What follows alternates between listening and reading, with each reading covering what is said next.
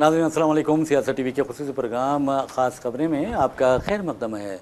मैं मोहम्मद रियाज़ अहमद और मेरे साथी सैयद इस्माइल ज़बीउल्लाह। अस्सलाम वालेकुम। बहरहाल नाज़रीन, जहाँ तक खबरों का सवाल है उससे पहले हम आपको अच्छी तरह बता देते हैं और आप अच्छी तरह जानते हैं कि अपने प्रोग्राम का आगाज़ हम प्यारे नबी सल्लल्लाहु अलैहि वसल्लम की किसी एक हदीस मुबारक से करते हैं। ख़ास तौर पर रोज़नामा सियासत के सफ़े आखिर पर जो हदीस मुबारक रोज़ाना शाये की जाती है उसमें से एक हदीस आपको सुनाते हैं।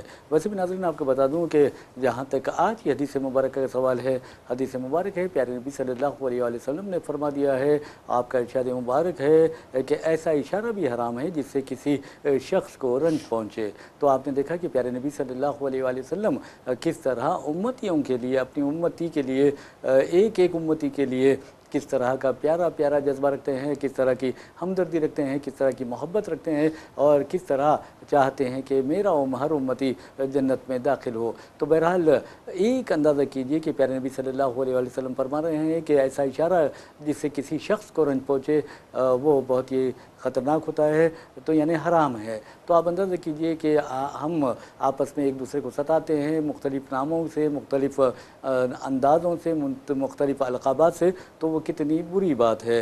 तो बहरहाल ये हदीस हमने मुबारक हमने आपको सुनाई है। लेकिन आपको बता दूँ कि जहाँ तक इंसान के ज़हनी यानी सलाहियतों का सवाल होता है, अल्लाह ताला हर इंसान को एक अपनी ज़हनी सलाहियत अता फ़रमाता है। लेकिन एक बात याद रखिए कि अगर कोई इंसान दुनिया को नुकसान पहुँचाना चाहता है तो अल्लाह ताला उससे उसकी सोचने समझने की, अच्छे बुरे की जो तमीज़ होती है उस सलाहियत को छीन लेता है। अब अमेरिकी सदर डोनाल्ड ट्रंप के बारे में ये पूरी तरह कह सकते हैं कि फ़िल वक्त उनका दिमाग काम नहीं कर रहा है। ये हम नहीं कर रहे हैं, आप खुद भी फैसला कर लीजिए, उनके बयानात देखिए, उनकी बॉडी लैंग्वेज देख लीजिए और उनके आप अंदाज़ा कीजिए कि किस तरह की वो इक़दामात कर रहे हैं, किस तरह के फ़ैसले कर रहे हैं, वो भी देख लीजिए। अब मिसाल के तौर पर जो ताज़ा खबर आई, ख़ास खबर ये है कि अमेरिकी सदर डोनाल्ड ट्रंप ने ये कह दिया है, ये ऐलान कर दिया है, उनके ज़राए से ये खबर मंज़र-ए-आम पर आई है कि 1000 पाउंड यूरानियम जो है वो ईरान से निकालेंगे और वो भी डोनाल्ड ट्रंप ताकत के बलबूते पर अपने अमेरिकी जो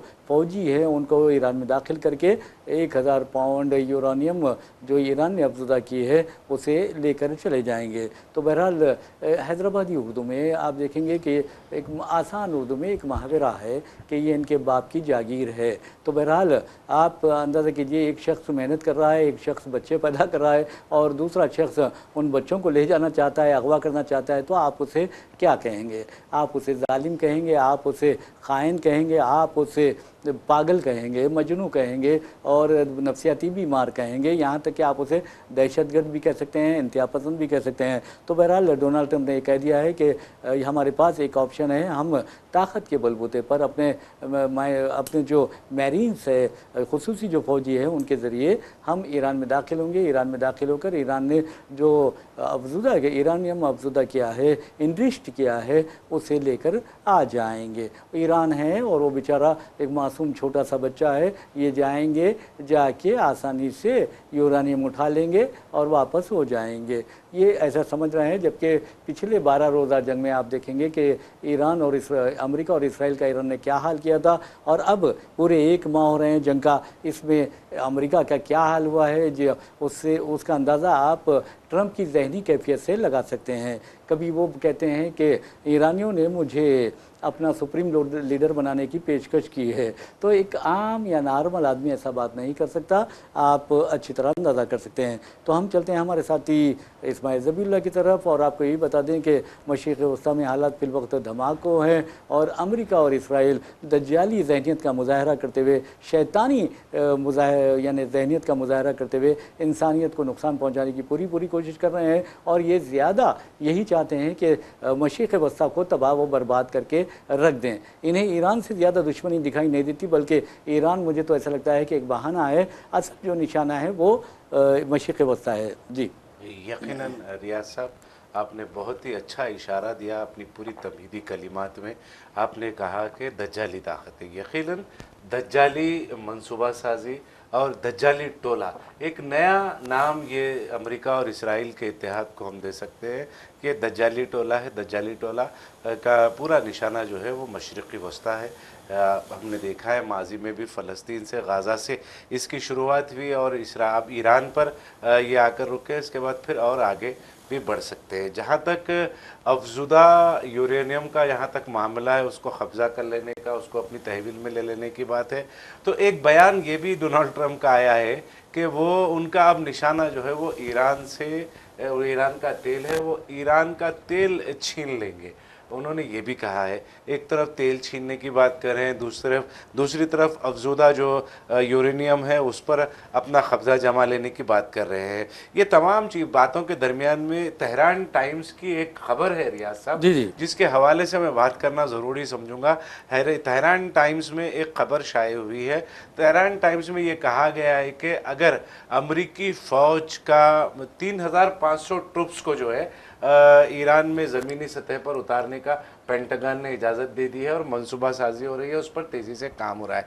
एक फ़ौजी भी ईरान की ज़मीन पर कदम रखता है तो वह वापस सिर्फ कॉफिन में जाएगा, ताबूत में जाएगा। ताबूत में, हाँ, मैं कॉफिन इसलिए कि आम इस्तेलाह में मैं ये बोल रहा हूँ, तो कॉफिन में वो वापस वो जाएगा।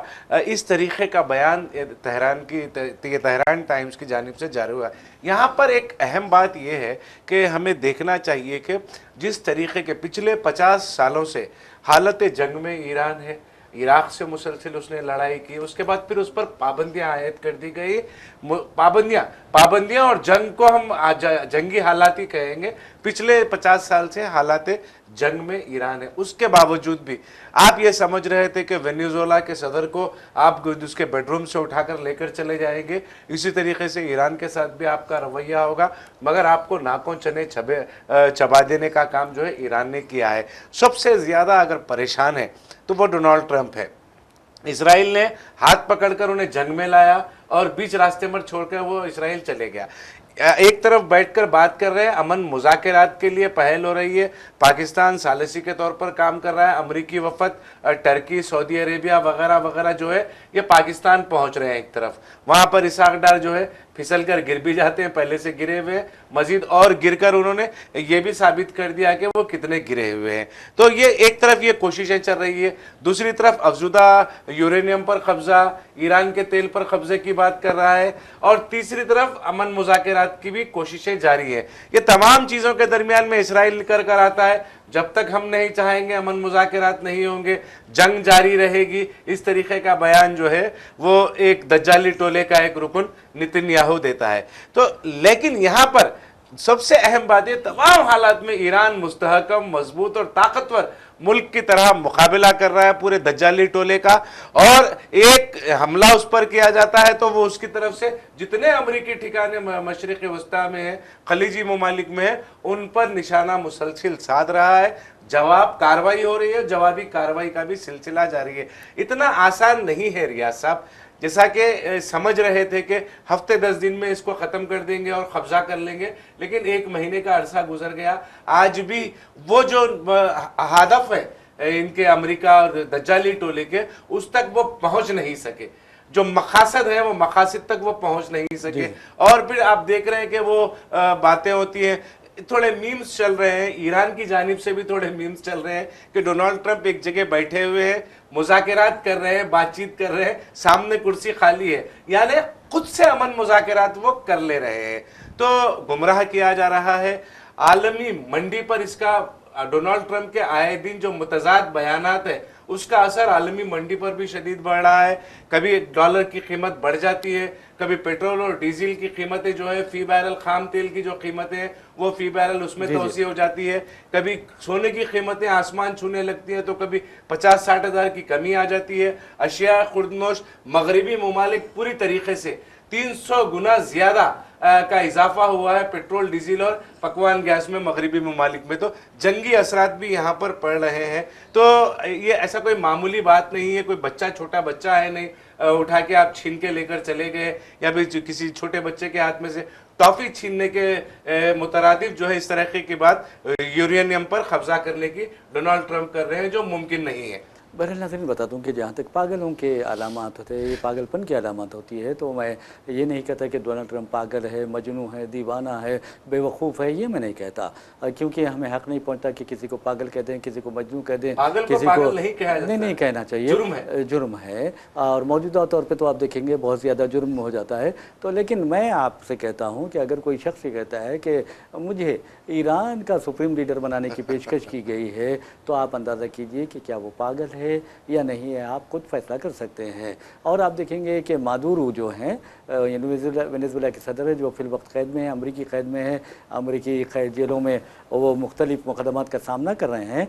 तो आपको ये बता दूं कि फ़ौरन वो कहते हैं, डोनाल्ड ट्रंप कहते हैं, मैं नाम नहीं लेना चाह रहा था, बहरहाल वो एक शख्स कहता है कि मैं वेनेजुएला का सदर हूँ। तो आप अंदाज़ा उसकी ज़हनी यादें तवाज़ुन बिगड़ गया है या नहीं बिगड़ा है, आप उसका अंदाज़ा यानी बखूबी लगा सकते हैं। अब आप देखिए कि नेतन्याहू इसको पागल बना देता है एक शख्स को, और ईरान के ख़िलाफ़ जंग में ला खड़ा करता है। तो आप अंदाज़ा कीजिए कि किस कदर बेवकूफ़ बनाया है नेतन्याहू ने, और वो बेवकूफ़ बन जाता है। तो क्या ये पागलपन नहीं है? इसका भी जवाब आप देंगे। इसके अलावा आपको बता दूं कि कई ऐसे इक़दाम हैं, मिसाल के तौर पर अपना सबसे बड़ा इत्तेहादी सऊदी अरब के जो क्राउन प्रिंस है या वली अहद है, डिफैक्टो रूलर जो हैं मोहम्मद बिन सलमान, उनके इस बारे में जिस तरह का रिमार्क यानी इंतहाई नाशाइस्ता और नाजेबा अल्फाज डोनाल्ड ट्रंप इस्तेमाल करते हैं, तो क्या वो एक नॉर्मल जहन रखने वाले शख्स है या अब नॉर्मल है, आप उसका भी अंदाज़ा लगा सकते हैं। लेकिन अब सऊदी के लिए गीरत की बात अब आ गई है, अब सऊदी के लिए एक बेहतरीन मौका है। अब अंदाज़ा कीजिए कि अरब ममालिक के अरबों डॉलर्स अमेरिका में जमा हैं या सरमायाकारी करे हुए हैं। तो ऐसे में उनका फ़र्ज़ बनता है सऊदी अरब जैसे यानी खादिमुल हरमैन शरीफैन का एजाज़ जिस मुल्क को हासिल है, उस मुल्क के वली अहद को डोनाल्ड ट्रंप किस कदर यानी गैर शाइस्ता इंतहाई घटिया अल्फाज इस्तेमाल करते हैं। और आपको मैं तो वो अल्फाज इस्तेमाल भी नहीं कर सकता। तो अब तमाम अरब मुल्कों को ये सोचना चाहिए बड़ी संजीदगी के साथ, अमेरिका के जहन में, ख़ास तौर पर डोनाल्ड ट्रंप के जहन में उनके क्या इमेज बना हुआ है। अब अगर ये फौरी तौर पर ईरान की तरफ आ जाते हैं, तो अमेरिका और इसराइल यकीन मानिए इस कदर पैदल हो जाएंगे कि दोबारा इस तरह की हरकत नहीं करेंगे, हिम्मत नहीं करेंगे। और अमेरिका जो अपने आप को दुनिया का सुप्रीम लीडर कहता है या सुपर पावर कहता है, उसका सुपर पावर जो होने का यानी एक जोम है, वो ख़त्म हो जाएगा, यकीनन ख़त्म हो जाएगा। देखिए, आपने बहुत ही अच्छी बात कही, यहाँ पर इत्तेहाद की बात है। इत्तेहाद अगर मुत्तहिद हो जाए तो यकीनन अमेरिका और इसराइल या दज्जाली टोला जो है, वो दज्जाली टोला कभी भी आगे बढ़ नहीं सकता। और ईरान हो गया, फिर कोई दूसरा खलीजी मुल्क हो, उसको नुकसान पहुंचाने के बारे में सोच नहीं सकता। आपने बहुत ही अच्छी बात कही प्रिंस सलमान के मुतालिक, रकेक जुमले उन्होंने किए हैं, जिस तरीके के अल्फाज का इस्तेमाल किया है, यकीनन शर्मिंदगी का एहसास सारे ममलिकत सऊदी अरेबिया के अवाम को, बाशिंदों को उस बात का एहसास हो रहा होगा, शर्मिंदगी का एहसास हो रहा होगा। देखिए, अगर आप किसी के मातहत हो जाते हैं, किसी के दबाव में आप काम करना शुरू कर देते हैं, तो यकीनन इस तरीके की सूरत हाल का आपको सामना करना पड़ता है। आपने बहुत ही अच्छी बात कही रियाज साहब, खादिमैन हरमैन शरीफैन का आपके पास एजाज है, दुनिया का सबसे बड़ा एजाज है। दुनिया का सबसे बड़ा एजाज आपके पास होने के बावजूद भी एक मजनू, देखिए आपने यकीनन पागल नहीं कहा, मगर जितनी अलामतें पेश की है डोनाल्ड ट्रंप के ताल्लुक से, अल्फाज में तो आपने नहीं कहा, मगर जितनी अलामतें पेश की है वो एक पागल की ही है। यहाँ पर सवाल सबसे बड़ा ये है कि पागल के हाथ में मशाल दी किसने, जो दुनिया को जलाते फिर रहा है। तो ये जो मशाल देने वालों में प्रिंस सलमान भी है, मशाल को आग लगाने में जो है वो प्रिंस सलमान भी है। आज उन्हें भी जो है, शहजादे सलमान को भी तजलील का सामना करना पड़ा है। डोनाल्ड ट्रंप के पास दुनिया का कोई भी लीडर हो, कहा वो खादिमैन हरमैन शरीफैन हो, या फिर तुर्की का तैयब रजब अर्दोगान हो, या हिंदुस्तान के वजीर आजम नरेंद्र मोदी हो, उसके पास कोई अहमियत नहीं है इनकी। ये तमाम लोगों ने ये किया है कि अगर आप अपना वक़ार बरकरार रखते, अपना मुकाम बरकरार रखते, अपने रुतबे को उसके पास जस्टिफाई करते, तो डोनाल्ड ट्रंप की हिम्मत नहीं होती आज इन्हें सारी दुनिया में इन्हें जलील करने की। बिल्कुल आपने सही बात की। नाज़रीन, एक और ख़बर है, एक और ख़बर बयान करते हुए हम अपने प्रोग्राम का इख्तिताम अमल में लाते हैं। और ख़बर का ताल्लुक़ आपको बता दूं कि कर्नाटक के रियासती वज़ीर ज़मीर अहमद ख़ान से है। ज़मीर अहमद ख़ान फ़िल वक्त केरला के दौरे पर हैं और आप अच्छी तरह जानते हैं कि केरला में जिस तरह के लोग हैं वहाँ पर मलयालम ज़बान को बहुत ज़्यादा अहमियत दी जाती है और ज़बान की बुनियाद पर उनमें बहुत ज़्यादा इत्तेहाद पाया जाता है, जिसके नतीजे में फ़िरक़ा परस्त दरिंदे ख़ास तौर पर आप देखेंगे कि बीजेपी जैसी कम्युनल फोर्स को वहाँ पर कामयाबी नहीं मिल पा रही है। और ज़मीर अहमद ख़ान का जहाँ सवाल है, ज़मीर अहमद ख़ान ने मदीना एजुकेशनल इंस्टीट्यूशंस का वहाँ पर दौरा किया और आपको बता दूँ कि इसके अलावा उन्होंने वहाँ पर मुलाकात की, उलमा से मुलाकात की और ख़ास तौर पर मदीना एजुकेशन इंस्टीट्यूशंस जो है मालापुरम, वहाँ गए। वहाँ जाकर उन्होंने तलबा से मुलाकात की। मौलाना शफ़ी सादी और नवाफल की मौजूदगी में ये दौरा भी किया। नाज़रीन, आपको बता दूँ ज़मीर अहमद ख़ान हमारे ज़बी साहब, आप देखेंगे कि उन्होंने सारे हिंदुस्तान में ख़ास तौर पर आरएसएस क़यादत को, ब्राह्मणों को ख़ास तौर पर ये पैगाम दिया है कि अगर तुम में हिम्मत है तो तुम किसी चमार पंडित का झूठा निवाला खा कर दिखाओ। और मैं ये गारंटी दे सकता हूँ, ये चैलेंज दे सकता हूँ, हिंदुस्तान की आज़ाद हिंदुस्तान की तारीख़ में ज़मीर अहमद ख़ान वो वाहिद लीडर होंगे, चाहे वो दलित लीडर हो, चाहे ब्राह्मण लीडर हो, चाहे मुस्लिम लीडर हो, उन तमाम लीडरों में वाहिद वो लीडर होंगे जिन्होंने एक चमार के जो पंडित है, चमार पंडित को निवाला दिया, उनके मुंह में अपने हाथों से उन्हें निवाला खिलाया। और जब उन्होंने निवाला चाहा तो कहा कि आप जो निवाला है, मुँह का निवाला मुझे दे दीजिए। तब वो चमार पंडित हैरत से दो चार हो गया और उसने वो निवाला ज़मीर अहमद ख़ान के हवाले किया तो ज़मीर अहमद ख़ान ने उसे फेंकने की बजाय अपने मुंह में डाल लिया।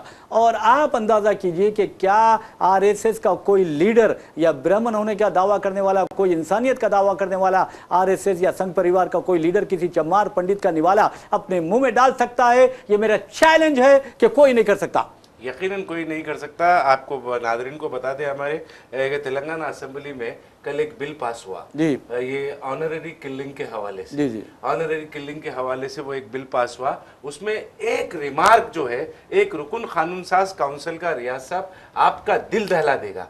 जी। वो रिमार्क ये करते हैं, ये इसके ऊपर बहस हो रही थी बिल पर, तो एक रुकन कानून साज काउंसिल है, उन्होंने ये रिमार्क किया, मैं नाम भूल रहा हूं उनका, उन्होंने ये रिमार्क किया कि आपके एक रुकन कानून साज काउंसिल होने का फायदा क्या है, जी। उससे आपको क्या हासिल है, जबकि आप अपने ही गांव की मंदिर में दाखिल नहीं हो सकते। कितनी अफसोस की बात। ये देखिए यहाँ पर उन्होंने पूरा खुलासा कर दिया पूरे बिल ऑनररी किलिंग का जो के हवाले से जो बिल पेश किया जा रहा जी, तो उसके हवाले से उन्होंने जो हालात पेश किया जा रहे थे, वो रुकन कानून साज काउंसिल ने ये जुमले के साथ साबित कर दिया कि एक रुकन कानून साज काउंसिल होने से कुछ हासिल नहीं है, जबकि आप अपने ही गाँव के मंदिर में दाखिल नहीं हो सकते। तो किस तरीके के हालात हिंदुस्तान भर में बनाए गए हैं, ये इजारादारी ब्राह्मण और दलितों को, एससी को फिर जाग जाना चाहिए, यकीनन जाग जाना चाहिए। मगर जहां जहां भी फसादात होते हैं, सबसे पहले लाइन में जो खड़े होते हैं मुसलमानों के खिलाफ ये दलित होते हैं, मुसलमान के एससी एसटी होते हैं, और वो हमारे भाई जो है वो आगे आते हैं। हालांकि अम्बेडकर का